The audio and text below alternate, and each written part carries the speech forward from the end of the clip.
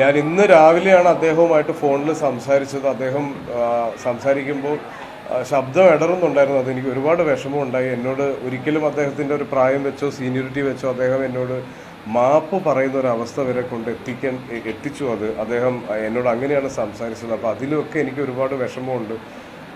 അപ്പം ഞാൻ വീണ്ടും പറയുന്നു, എനിക്ക് സപ്പോർട്ട് തന്നതിൽ എനിക്ക് ഭയങ്കര ട്രെമൻഡസ് ആയ, അല്ലെങ്കിൽ ഒരു ഒത്തിരി സന്തോഷവും അഭിമാനവും തോന്നിയൊരു ദിവസമായിരുന്നു ഇന്നലെ. എന്നെ ലോകത്തുള്ള എല്ലാ മലയാളികളും അവരെ കൊണ്ട് പറ്റുന്ന രീതിയിൽ എന്നെ സപ്പോർട്ട് ചെയ്യുന്നത് സോഷ്യൽ മീഡിയ ത്രൂവും ന്യൂസ് ചാനൽസ് ത്രൂവും അതിൻ്റെ ഡിസ്കഷൻസും എല്ലാം ഞാൻ കണ്ടു. അതിലൊക്കെ എനിക്ക് ഒരുപാട് സന്തോഷമുണ്ട്. എന്നെ ആളുകൾ ഇത്രയും ഇഷ്ടപ്പെടുന്നു. കലയോളം തന്നെ കലാകാരനെ സ്നേഹിക്കുന്നവരാണ് മലയാളികളെന്ന് നമ്മൾ ഇന്നലെ തെളിയിച്ചു.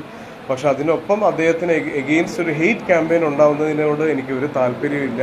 അദ്ദേഹം മനഃപൂർവ്വം ചെയ്തതല്ല. അദ്ദേഹം അങ്ങനെ മനഃപൂർവ്വം ചെയ്യുന്ന ഒരാളല്ല. ഒരു മനുഷ്യനും അങ്ങനെ, ഒരു കലാകാരനും അങ്ങനെ ചെയ്യും എന്ന് ഞാൻ വിശ്വസിക്കുന്നില്ല. അപ്പോൾ ഇതിൽ വേറൊരു ഡിസ്കഷനിലേക്ക് ഇതിനെ കൊണ്ടുപോകരുത്. ഇത് കഴിഞ്ഞതായിട്ട് ഞാൻ ആഗ്രഹിക്കുന്നു.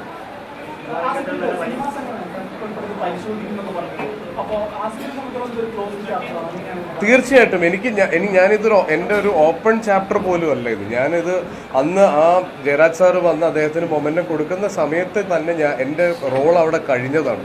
ഞാൻ ഇതിനെപ്പറ്റി വേറെ ഒരു രീതിയിലൊരു ബോധറേഷൻ എനിക്ക് ഇന്നലെ ഉണ്ടാവുകയോ വേറൊരു സംസാരം ഉണ്ടാവുകയോ ഒന്നും ചെയ്തില്ല. ഇന്നലെ ഉച്ചയ്ക്ക് ഇതിനെപ്പറ്റി ഇത്രയും വലിയൊരു സംസാരത്തിലേക്ക് ഇത് പോയി എന്ന് ഞാൻ ഇന്നലെ ഉച്ചയ്ക്ക് അറിയുമ്പോഴാണ് ഇതിനൊരു മറുപടി പറയണമെന്നുണ്ടായിരുന്നു. പക്ഷെ ഞാൻ പറയുന്ന മറുപടി വളരെ കാര്യം ഒരുപാട് പേർ എന്നെ സപ്പോർട്ട് ചെയ്ത് മുന്നോട്ട് വരുന്നുണ്ട്. അപ്പം അവർക്കും അദ്ദേഹത്തിനും വിഷമമാവാത്ത രീതിയിലായിരിക്കണം ഞാൻ ഇതിൻ്റെ ഒരു മറുപടി പറയേണ്ടതെന്ന് എനിക്ക് തോന്നി.